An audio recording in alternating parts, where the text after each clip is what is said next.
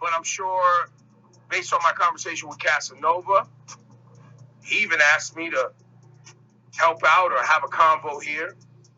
Yes, Lord Staff. Can we do a Twitter poll? Well, of course. Also, can we involve like the online audience? The only benefit of this conversation is the fact that it will be viewed, shared, etc., etc. That is the only benefit in my life to this. So you want to start with the conversation the other day? So on Instagram, I see, or Cass One even put it out. Did you see the picture of Rosenberg and Tekashi 6ix9ine? I looked at it as you like leaning over a thing and him looking back, and you guys are exchanging pleasantries or hey, what's ups, whatever, at a celebrity thing at around the ESPYs. That's right. Yes, in Los Angeles. And so I was like, oh, cool, dope.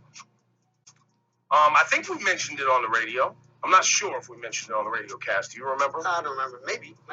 No, did you see Rosenberg? Oh, I did. And I was like, yo, I wonder if Rosenberg smacked the ish out of him. I bet Rosenberg could take Tekashi. And then Lawrence Styles and Cass was like, no, we don't want that. Why you doing that? Why you doing that? He tried to start a fight. No. Why aren't you guys here?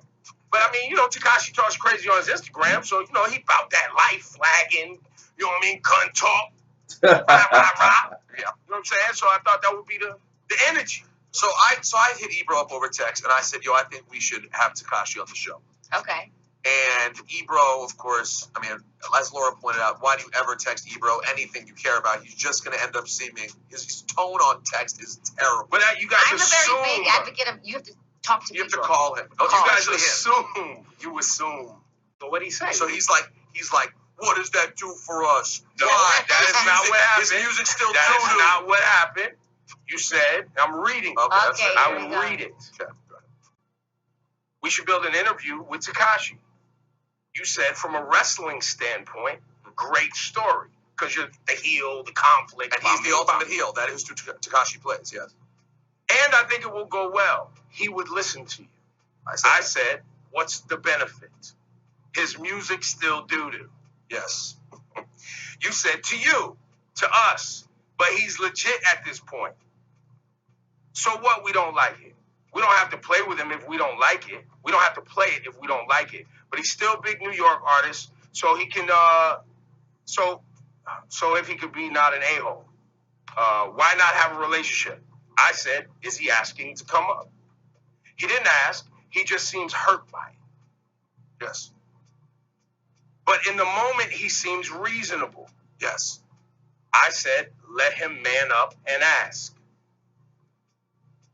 Why are you trying to play big man to a child? Just teach him. I said, who's playing? He's tough, right? Guns and gangs and ish. N-word using Mexican kid with the ish. He had a chance to come see us early and curved us. We don't even really know what happened there. That's what I said. Right. Rosenberg says, we don't even really know what happened there. I said he thought he could boss up and come to Summer Jam too. And then, then you go, well, still, I like this story. You can say all this, but I think it's worth it to talk about it. That's basically the short of it, right? It was Ebro saying those things. Then you said, you're being a baby. Yes. And then Ebro got mad. I said, baby? Oh, now you called the names? Name calling? It was the weakest. I couldn't believe you said that. Name calling. I said, name calling? You see him at a basketball game, and now you want to call me names? Wow, okay. I said, bring this up tomorrow. We'll discuss it live. So there we go. And that takes us to where we are right now. So when I saw Tekashi the other day, I went up to him. He was doing his obligatory Tekashi walkthrough where he shows up at an event, does a lap so everyone sees him, and then leaves. Although I realized afterwards I think it was to see Floyd Mayweather because he met Floyd, another classic heel. I stopped him.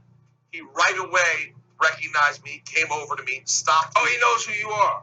Even before he came on the show. That's good. He's paying attention. He's doing his homework. So he stopped the mob of 80 people behind him. We had a kind of a conversation while there was all this traffic around. But he clearly wanted to have a conversation. And he was like, what's up, man? Why don't y'all mess with me? Like, why do you guys not like me, more or less? Mm-hmm. And I was like, listen, man, I don't think it's a matter of not liking you. I said, Ebro's been in this game a long time.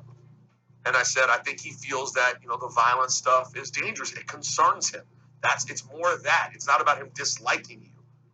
And on multiple occasions on this radio, I've said, quote, I hear he's a nice kid. And that's very clear right away when you talk to him that he is a nice kid.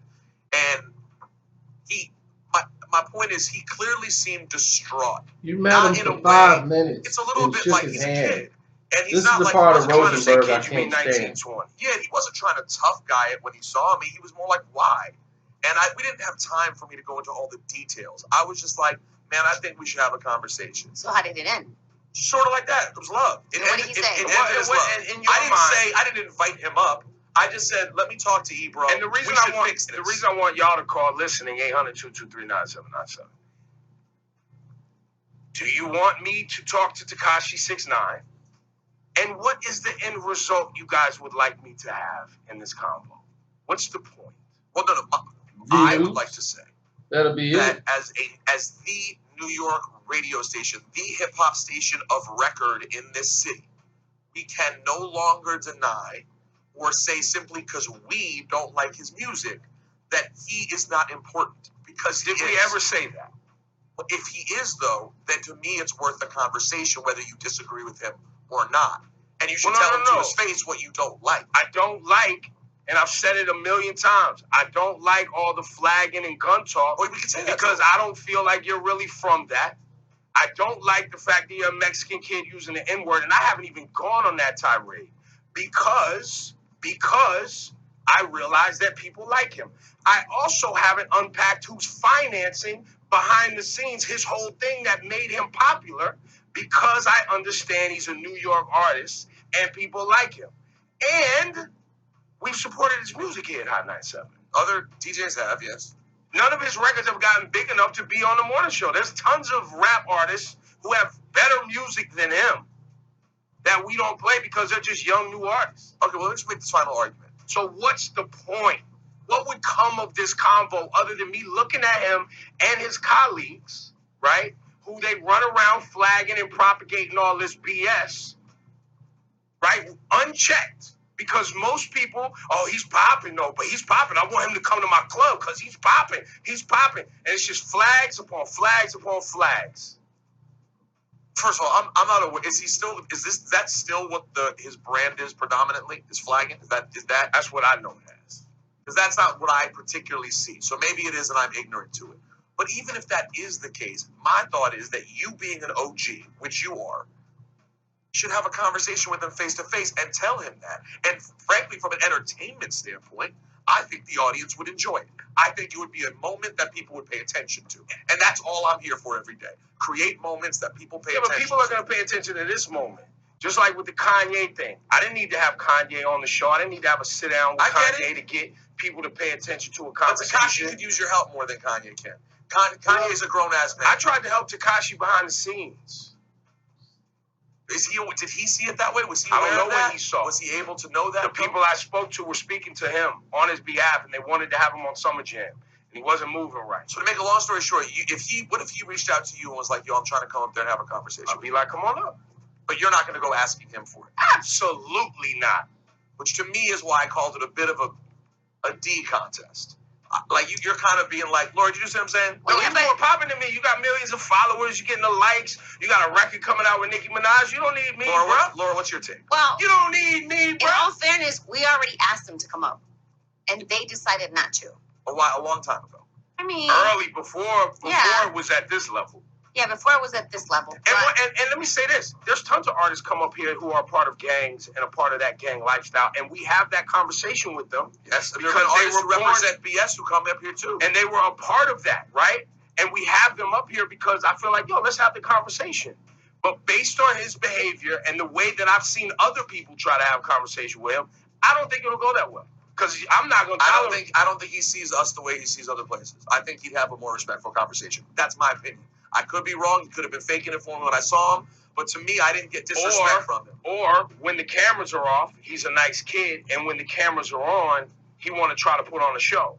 Because he knows it's going to get likes and clicks, which is a lot of these people. A lot of these people, when the cameras come on, they act completely different because they want to be controversial because it puts money in their pocket. Yep. Which is why I don't want to be controversial around things that are actually causing people to lose their lives. Well, I get why you wouldn't want to be a part of someone's show, especially if there's negative repercussions because of that show. But I just feel that given the position we have and that the stature you have, we could have a conversation that's impactful.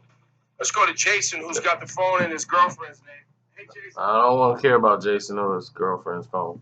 But this is what we've been talking about since its inception. I don't even know why they reached out to him the first time. I mean, his music's a joke. The guy's a joke. He had one song that was popping, that was Gummo. Everything else has been turd. But idiots like him. So if you're an idiot, this is your type of music. And unfortunately, there's a lot of idiots that keep this guy around. And they keep trying to throw money at him and make him some type of star. Why? That's the point. Why? What is the point of trying to make this kid a star?